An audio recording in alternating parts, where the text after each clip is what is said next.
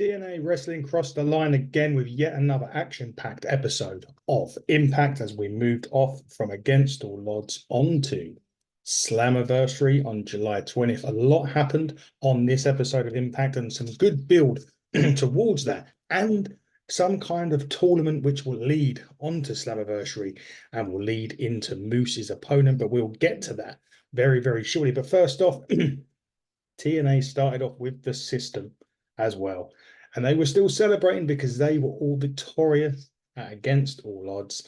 And they also introduced Johnny Dango Curtis, as we all know, as a Dirty Dango, who helped the system retain their championships and is trying to pledge his allegiance to the system a little bit. He did say that the system are his true friends, and he's expressed his belief in the system to Moose. However, Moose did take the mic and say that he did acknowledge Dango's contributions, but asserts he is not yet part of the system. And he did say that, well, he did then challenge the locker room to prove him otherwise that the system are unbeatable.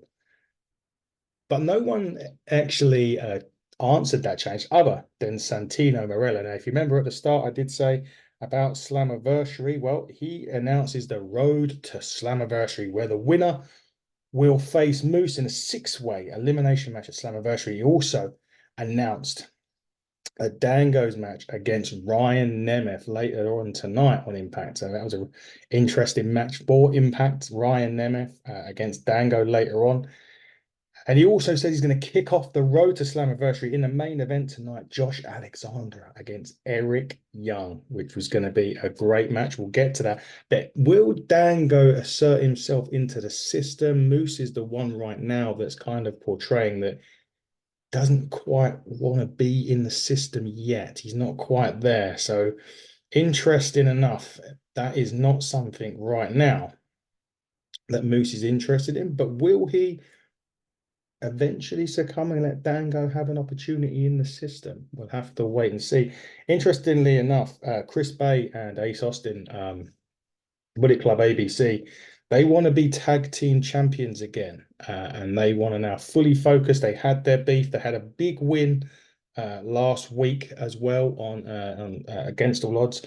And now they want a shot at the system again, but they want another big match next week to get to the championship shot, which is going to be really interesting. Will the ABC guys manage to get a shot, or will the old stuff, the old issues that Bullet Club ABC had, will get back to the old ABC? We'll have to wait and see. They did show Kazarian and Joe Hendry in the NXT Battle Royal. Incidentally, Kazarian threw Joe Hendry out that Battle Royal straight away, despite the fact Joe Hendry got a huge ovation in that match for the NXT faithful. And we wonder what is next with the NXT WWE partnership, if anything. We know that rumors are that it's going to continue on, which is great, and that Joe Hendry will be used more on NXT. Hopefully we do see that. I think I put out on X that I wanted Joe Hendry to be in the Royal Rumble.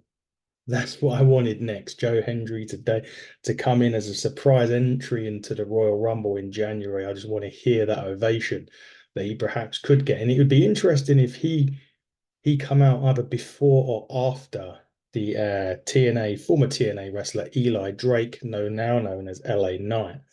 I'd love to see what the reaction would be within the crowd if that was to happen. But for now, Kazarian threw Joe Hendry out, costing him a shot at the NXT championship. And Frankie Kazarian was also unsuccessful in getting an NXT championship shot at this time. But I think the WWE and NXT relationship, or door, I don't know what you want to call it, it is just getting started. And I can't wait to see what's next on that. Next, we had the Hex versus Spitfire, Danny Luna and Jody Fret. Really good tag team matches. You know, Spitfire trying to get back into the tag team title situation. They had the titles, they obviously lost it to the system. And hopefully they were going to win this week on Impact to get another shot. And they did. Spitfire managed to beat Hex. It was a really good women's tag match, actually. Once again, Impact showing you why their women's division is so strong. And them and NWA are, for their women's division. I know AEW and WWE have a strong women's division as well, but showcasing it on a regular basis is something that TNA do, I would say, better than any of them. I think NWA do it as well, but with NWA, it's a little bit different. The way that they tape shows is a little bit different as well. So TNA for me showcase their women's division stronger than any other company currently in wrestling. And I don't think there's going to be many arguments to that. But I'm sure if you put that out on X, you would. But that's me. That's what I think, and that's why I think's all that matters, right? They did show a recap next. After that was when Moose speared Reby Hardy through the table against all odds.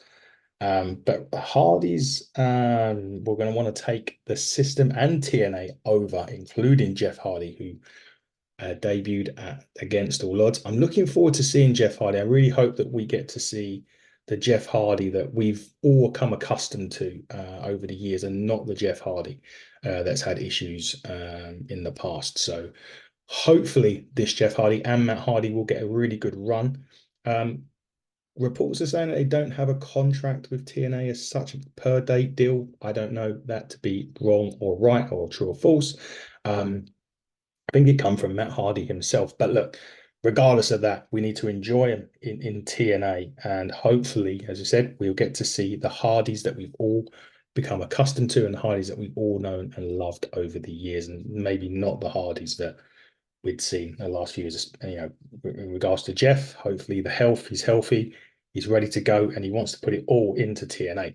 Hopefully so. Anyway, for sure, we'll have to wait and see. But they're vowing to take the system over and TNA over. We'll wonder if that will happen. We'll have to wait and see. Next week, I suppose, on TNA, maybe we'll get a little bit more. But what we are going to get now was Kusihda on the Alan Angels sound check. Now, Kusihda come out during Jonathan Gresham's match with Sami Callihan against all odds at the pre-show or the kickoff show, whatever you want to call it. And he stole some of the ink that John Gresham had. Now, if you remember, John Gresham has been spewing ink over opponents, over referees, over anything pretty much that moves. And Kusihda wants to find a cure for the ink.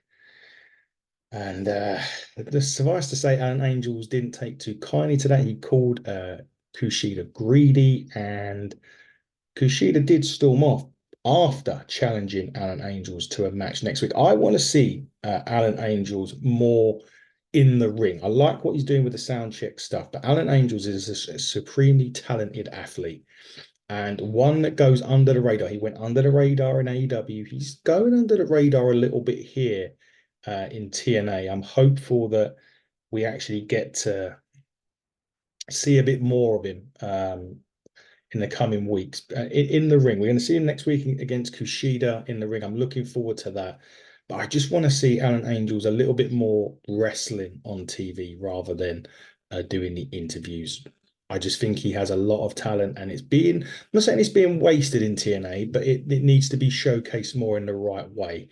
So we'll see. We are going to get to see him in the ring next week against Kusihda, and Kusihda tries to find a cure for Jonathan Gresham's ink. The octopus, Jonathan Gresham, or whatever you want to call it.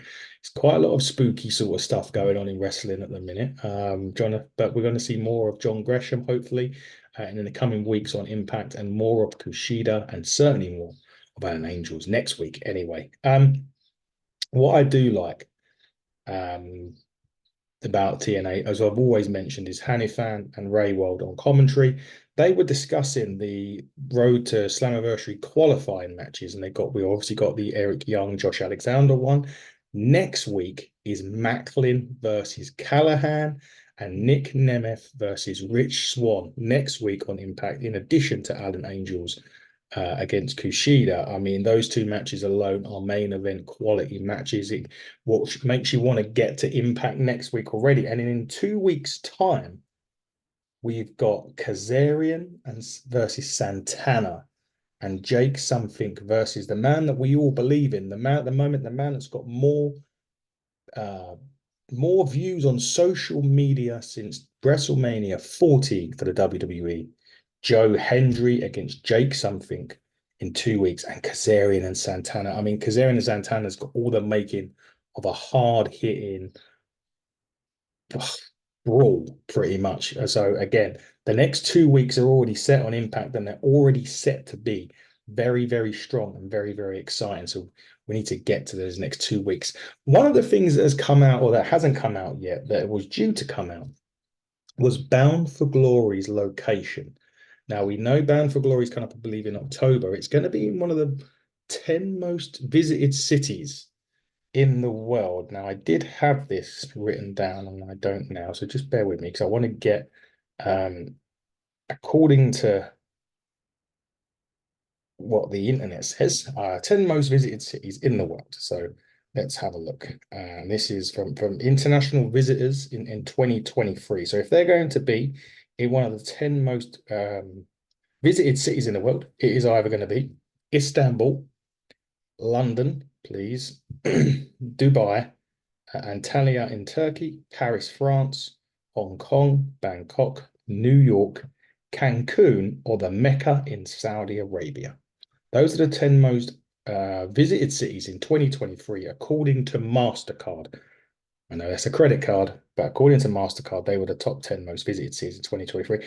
I'm hoping for number 2, which will be London, but I'm biased. I would love to see TNA Bound for Glory over here in London this year. It'd be, well, amazing to go and see that pay-per-view live, or PLE, or whatever you want to call it, live in person. So we're going to have to see what happens to that. I think that's going to be announced today, Friday, with any luck, but we'll wait and see on that. But talking of Kazarian, he had a match, a Chicago street fight. They're in Chicago, obviously, for Impact this week and next week. They're in Chicago, and they had a Chicago street fight with none other than somebody who's very close with CM Punk. Ace Steel, I mean, Steel threw a trash can in the ring straight away.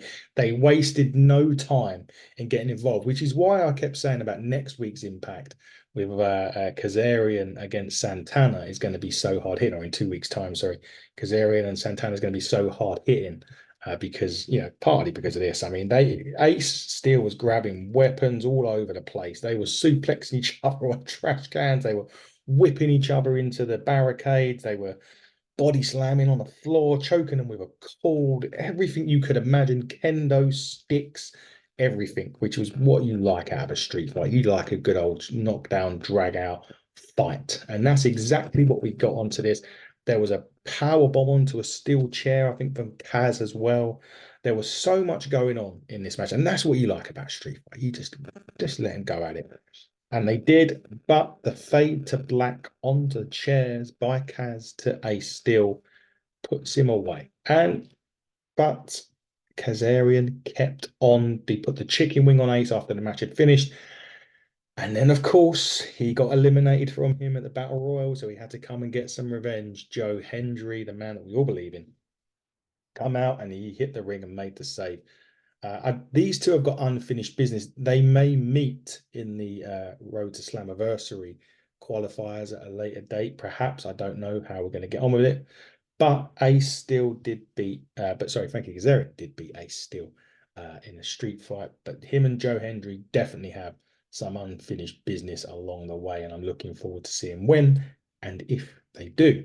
Now, funnily enough, a good old friend of ours was on the next on Impact, Campaign Singh, the man that we interviewed. You can go and check out that interview on our playlists on YouTube, on Spotify, on Apple, wherever you get your podcast. You can check it out. He's actually quite a nice guy. Apart from the fact he supports Arsenal. For those of you that don't know, Arsenal are a soccer/football team over here in England. I support their fierce rivals. So don't like him because of that, but nice enough guy. But he was backstage with Ali, and they were talking about a leaked video that aired with distorted audio that aired against all odds, where Ali was trash talking Chicago, and Singh has an idea to fix things and tells Ali to put together a team of the best of the best. And Ali has announced that next week on Impact, he will address the people in the State of the Union. Well, there we go. State of the Union from Ali. We've had a couple of these, I think, in the past. I think they've all been interrupted. I believe they may have all been interrupted in the past. So who is going to come out and interrupt it? Well, Speedball Bailey has a bone to pick with him.